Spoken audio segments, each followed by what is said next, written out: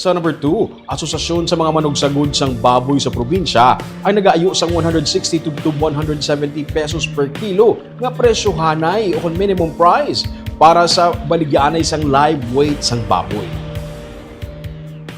Suno kay Rick Lauron, ang presidente ng Alliance of Hog Raisers Association o kon Arano. Sila nagapropose ang pagpatuman sang amo nga presyo sa probinsya kay ilagid paagi sa talatapan sang Office of the Provincial Veterinarian. Dala sang epekto sang African Swine Fever, nagpanaog ang presyohan ay karon 110 to 120 ang kilo sang live weight sa karon. May mga lugar suno sa kay Lauron nga yara sa 125 to 130 pesos ang live weight.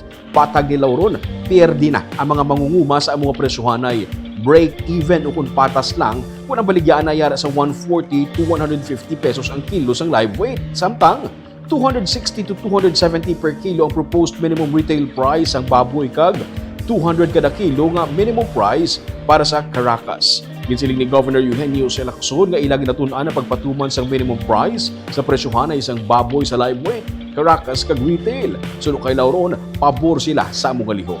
Ang syudad sang Talisay sinilang nagpagwa sang EO nga nag-regulate sang presyo sang kada kilo sang baboy nga ginabaligya sa Talisay City nga nagasakop sang live weight nga yara sa 170, carcass 240 kag sa merkado 270 pesos nga minimum price.